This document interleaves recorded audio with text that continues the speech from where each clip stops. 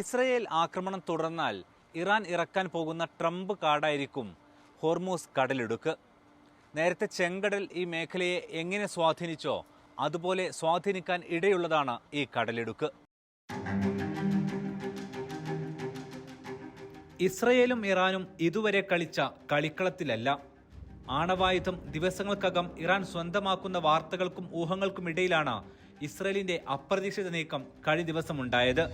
ഇറാന്റെ അകത്ത് മാസങ്ങളോളം പ്രവർത്തിച്ച് മൊസാദ് തയ്യാറാക്കിയ കേന്ദ്രം വഴി ഇറാനുമേൽ ഇസ്രയേൽ നാശം വിതച്ചു. മുമ്പെല്ലാം നടന്നതുപോലെ പേരിനൊരു ആക്രമണം നടത്തി ഇറാൻ മടങ്ങുമെന്നാണ് പശ്ചിമേഷ്യയും യുഎസും കരുതിയത്. പക്ഷേ ഇതുവരെ കണ്ട ഇറാനല്ല കഴിഞ്ഞ 3 ദിവസമായി കളത്തിലുള്ളത്. 1700 കിലോമീറ്റർ പറന്ന് ഇറാന്റെ മിസൈലുകൾ അധിനിവേശ രാജ്യമായ ഇസ്രയേലിന്റെ ലോകോത്തര സുരക്ഷിത ഈച്ച കടക്കാത്ത മുറ്റത്തെത്തി.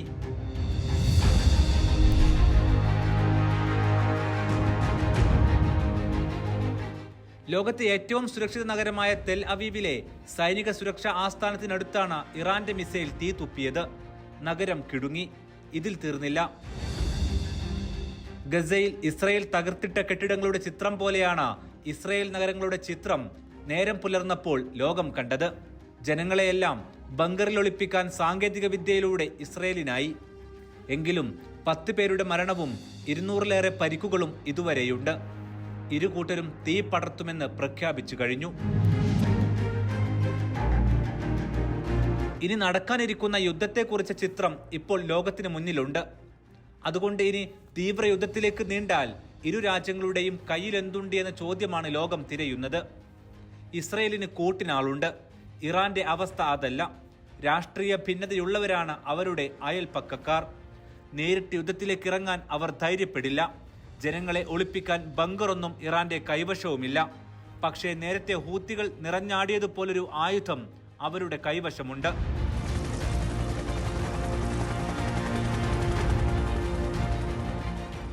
കൈവിട്ടു പോയാൽ അവരുപയോഗിക്കാൻ ഇടയുള്ള അവസാന ആയുധം സ്ട്രെയ്റ്റ് ഓഫ് ഹോർമൂസ് അഥവാ ഹോർമൂസ് കടലിടുക്ക്.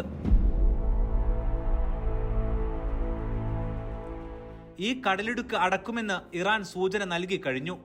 ഇനി ലോകശ്രദ്ധ നേടാനിടയുള്ള സുപ്രധാന കടലിടുക്കിന്റെ ചരിത്രവും പ്രാധാന്യവുമാണ് പറയുന്നത്. ഇതാണ് സ്ട്രെയ്റ്റ് ഓഫ് ഹോർമൂസ്. ഇതിൽ കാണുന്നതെല്ലാം ഈ പ്രദേശത്തു കൂടിയുള്ള കപ്പലുകളുടെ നീക്കമാണ്.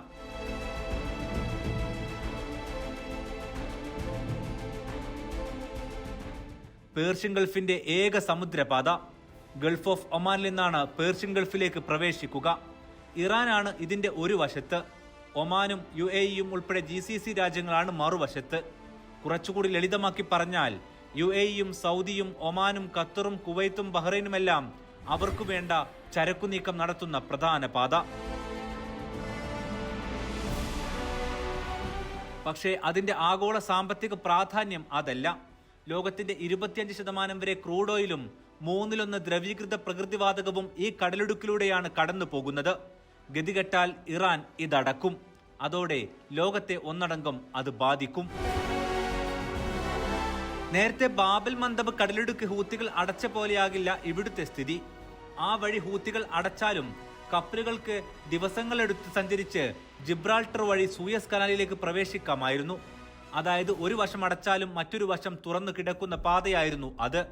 പക്ഷേ ഈ പ്രദേശത്തേക്ക്, അതായത് ഹോർമൂസ് കടലിടുക്കിലേക്ക് ഒറ്റ വഴിയേ ഉള്ളൂ. അടച്ചാൽ പിന്നീട് പുറത്തു കടക്കാൻ കപ്പലുകൾക്കാകില്ല. ഹോർമൂസിന്റെ ചരിത്രം പറയാം.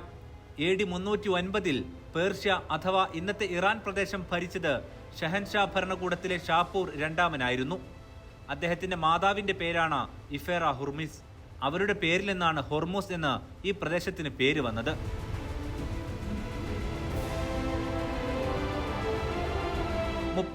കിലോമീറ്ററാണ് ഈ കടലിടുക്കിന്റെ നീളം. ഏറ്റവും ഇടുങ്ങിയ ഭാഗത്ത് 33 കിലോമീറ്റർ വീതി. എന്നാൽ കപ്പലുകൾ പോകുന്ന പാത ഇതിലും ഇടുങ്ങിയതാണ്. ഒമാന്റെയും ഇറാന്റെയും ഭാഗത്ത് ഓരോ ട്രാക്കുകൾ വീതം. ഒന്ന് അകത്തേക്ക് പോകാനും മറ്റൊന്ന് തിരിച്ചിറങ്ങാനും. അത്ര വീതിയെ കപ്പലുകൾക്ക് ഉപയോഗിക്കാനാകൂ. 1972 മുതൽ ബാക്കിയുള്ള ഭാഗം ഒമാന്റെയും ഇറാന്റെയും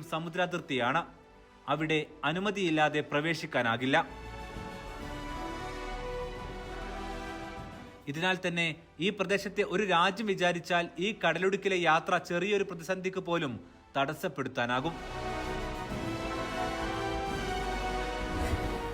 Saudi Arabia, Iran, UAE, Kuwait, Qatar എന്നിവയുടെ ക്രൂഡ് ഓയിലും പ്രകൃതിവാതകവും ഈ വഴിയാണ് ലോകത്തിന്റെ മറ്റു ഭാഗങ്ങളിലേക്ക് പോകുന്നത്.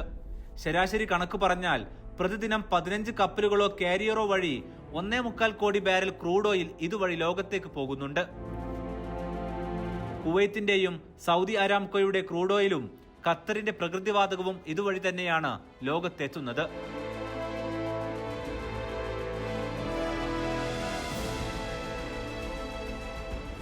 ഗൾഫ് രാജ്യങ്ങളിൽ നിന്ന് സമുദ്രം വഴി സാധനങ്ങൾ അയക്കാനോ ആളുകളെ കൊണ്ടുപോകാനോ ഈ സമുദ്രപാത മാത്രമേയുള്ളൂ. സൗദിക്ക് വേണമെങ്കിൽ ജിദ്ദയിലെ തുറമുഖമുണ്ട്. ബാക്കിയുള്ള രാഷ്ട്രങ്ങൾക്ക് അതുമില്ല. UAEയിലെ ജബൽ അലി ഉൾപ്പെടെയുള്ളവയിലേക്കുള്ള ഏക മാർഗമാണിത്. സൗദിക്ക് തന്നെ ബൾക്ക് കാരിയർ വഴി ക്രൂഡ് ഓയിൽ കയറ്റുമതിക്കുള്ള ഏക മാർഗവും ഹുർമൂസ് തന്നെയാണ്.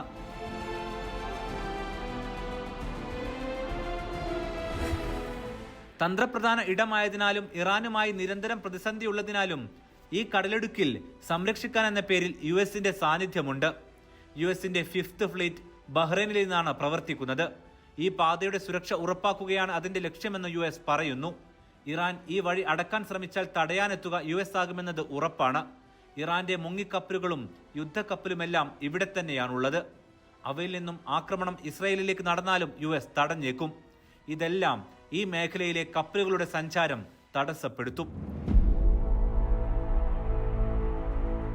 US ഇറങ്ങിയാൽ പോലും അത് സൃഷ്ടിക്കുന്ന പ്രത്യാഘാതം ആഗോള വിപണിയിലുണ്ടാകും. US നേരിട്ടിറങ്ങിയാൽ ഇറാനെ സഹായിക്കാൻ പരോക്ഷമായി റഷ്യയും ചൈനയും എത്തുമോ എന്നതും ചോദ്യമാണ്. ഇസ്രയേലിന്റെ ഇറാൻ ആക്രമണം വേണ്ടാത്ത പണിയായിരുന്നുവെന്ന് റഷ്യ ഇന്നലെ രാത്രിയാണ് ട്രംപിനോട് നേരിട്ട് പറഞ്ഞത്. ചരിത്രത്തിൽ നിരവധി തവണ ഈ പ്രദേശം തീപിടിക്കുന്ന സാഹചര്യത്തിൽ എത്തിയിട്ടുണ്ട്. അതിൽ ഏറ്റവും പഴക്കമുള്ള ചരിത്രം 1980-ലാണ്. ഇറാൻ ഇറാഖ് യുദ്ധത്തിൽ ഇരു രാജ്യങ്ങളും എണ്ണ ടാങ്കറുകൾ ആക്രമിച്ചിരുന്നു. അതിന്റെ പ്രത്യാഘാതം അന്ന് ആഗോള വിപണിയിൽ ഉണ്ടായിട്ടുണ്ട്. 1988-ൽ US യുദ്ധക്കപ്പൽ ഒരു ഇറാനിയൻ വിമാനവും ഇവിടെ വെടിവെച്ചിട്ടിരുന്നു. 290 പേരാണ് അന്ന് മരിച്ചത്.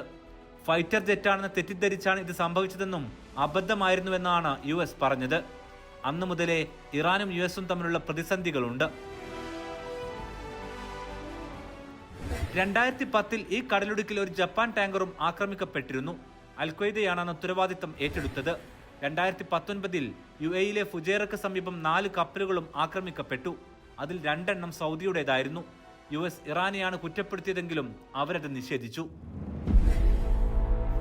എല്ലാം കൈവിട്ടു പോകുന്ന ഘട്ടമെത്തിയാൽ ഇറാന്റെ തുറുപ്പ് ചീട്ടാകും ഹോർമൂസ് കടലിടുക്ക്. ഇത് നന്നായി അറിയാവുന്നതുകൊണ്ട് ഗൾഫ് രാഷ്ട്രങ്ങൾ ഇതിൽ ഇടപെടുന്നു. അതുകൊണ്ട് എന്ത് വില കൊടുത്തും അവർ യുദ്ധം പടരുന്നത് തടയാൻ ശ്രമിക്കും. നിലവിൽ തന്നെ സൗദി കിരീടാവകാശി ഖത്തർ അമീർ എന്നിവർ വിഷയത്തിൽ നേരിട്ട് ഇടപെടുന്നുണ്ട്. മറ്റൊരു പ്രശ്നം കൂടിയുണ്ട്. US നേരിട്ട് ഇസ്രായേലിനൊപ്പം രംഗത്തിറങ്ങിയാൽ പശ്ചിമേഷ്യയിലെ US താവളങ്ങളിൽ ആക്രമണം നടത്തുമെന്ന് ഇറാൻ പ്രഖ്യാപിച്ചതാണ്.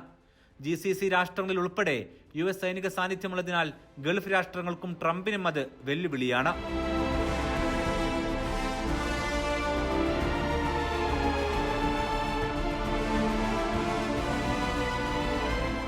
പണ്ടത്തെ പോലെ ആക്രമിച്ച് തിരിച്ചടിച്ച് തീരുന്നതല്ല യുദ്ധം.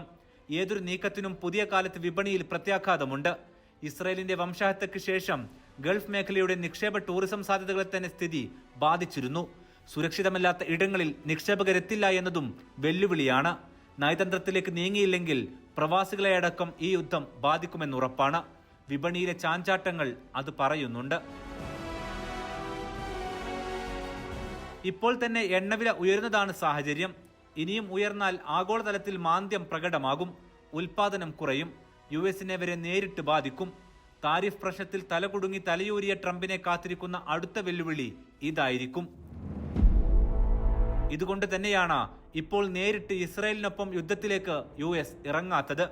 ചർച്ചയ്ക്ക് സന്നദ്ധമാണെന്ന് US പറയുന്നതിന് പിന്നിലെ കാരണവും ഇത് തന്നെയാണ്.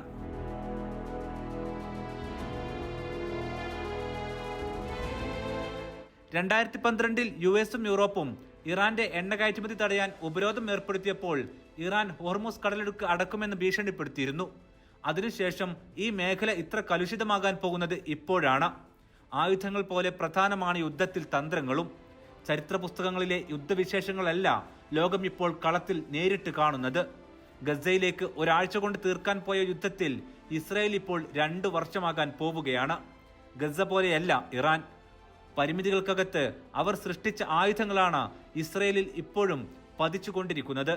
അതും ലോകോത്തരമെന്ന് അവർ വിശേഷിപ്പിച്ച ഡിഫൻസ് സംവിധാനങ്ങളെ നോക്കുകുത്തിയാക്കിക്കൊണ്ട്. അതുകൊണ്ട് ഇക്കാലത്ത് ആര് ജേതാവാകുമെന്ന് പറയാൻ ഇപ്പോൾ തൽക്കാലം ആയുധക്കണക്ക് മാത്രം പോരാ.